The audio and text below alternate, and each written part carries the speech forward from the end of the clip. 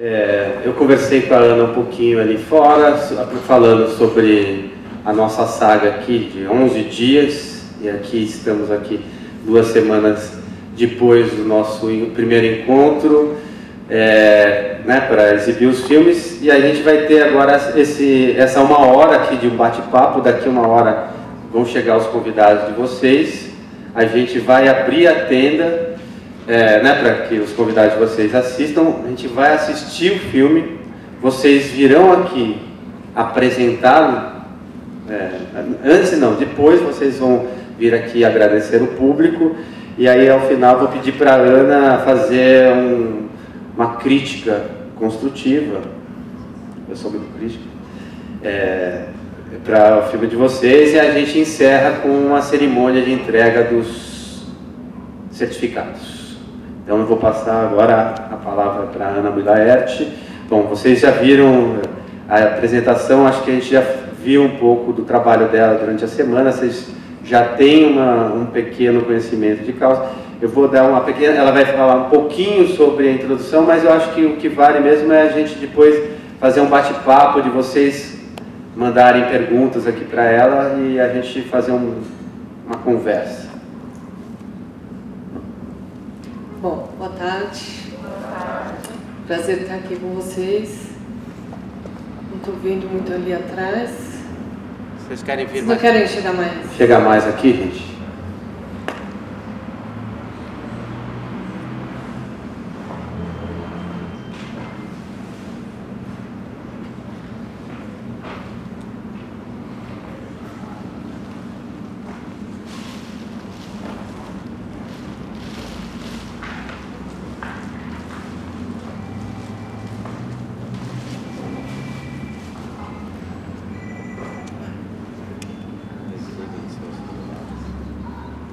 Liguem seus celulares, por favor.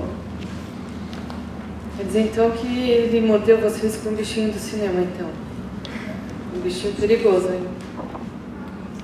Quando eu fiz meu primeiro longa, na verdade eu comecei a estudar cinema com 15 anos.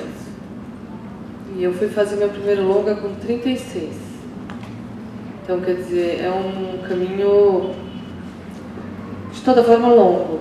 Porque são tantas coisas exigidas, né, em cada cargo, que realmente só experiência, ao longo do tempo mesmo, te dão condições, eu acho, de chegar no longo. Pelo menos no meu caso foi assim. Mas no fim da projeção eu saí meio nervosa e tal, e estava o Cal Hambúrguer, que é um parceiro meu de vários trabalhos, e eu perguntei: Cal, mas por que a gente escolheu o cinema? Aí ele respondeu uma resposta que eu nunca esqueci, que é: porque é a coisa mais difícil que tem para alguém fazer.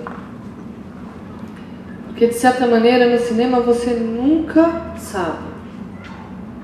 Um pouco a sensação, talvez, que vocês, talvez aqui, né, nessa oficina da IG, vocês tenham aprendido muita coisa, mas provavelmente agora, quem gostou deve estar com a sensação que precisa de muito mais coisa para começar a sair da escuridão, assim, né? Mas, na verdade, eu acho que todos os cineastas estão sempre nessa situação. Porque, por mais que você aprenda, sempre falta, porque é uma coisa, no fundo, abstrata, né? Jamais você vai dizer que você tem uma técnica, sim, mas isso não garante também que você vai ter resultado, né? Então, um pouco o que eu acho que ele conversou com vocês e que eu acho que, no fundo, a frase do Cal queria dizer é que em cinema você está eternamente em processo, né? O que vale é estar atento àquele momento, porque nunca você vai chegar numa conclusão final, entendeu? Sempre você vai estar aprendendo mais, aprende um pouco aqui, usa ali, aí falta outro conhecimento, aí você vai atrás. Então, nesse sentido, o cineasta é uma pessoa que está sempre jovem, porque ele está sempre se sentindo ignorante, assim, né? Então isso é uma coisa bonita, eu acho, do cinema, para quem leva a sério. Eu não sei também até que ponto vocês que estão aqui tendo contato com isso pela primeira vez vão querer transformar isso numa profissão, ou alguma área disso, né, porque cinema é vasto, né, ou se vão parar por aqui, ou se vão usar também esses conhecimentos daqui, por exemplo, para fazer vídeo caseiro, o que não deixa de ser uma coisa bárbara, né, você registrar, por exemplo, a sua vida, a vida dos seus filhos, ou da sua comunidade, ou da sua cidade, e com o mínimo de condição.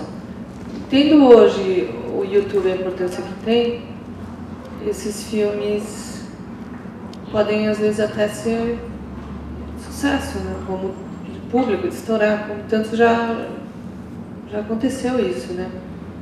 Eu mesmo fiz o ano passado uma série, meu filho chama Joaquim, ele tem um amigo, o melhor amigo dele chama Joaquim também.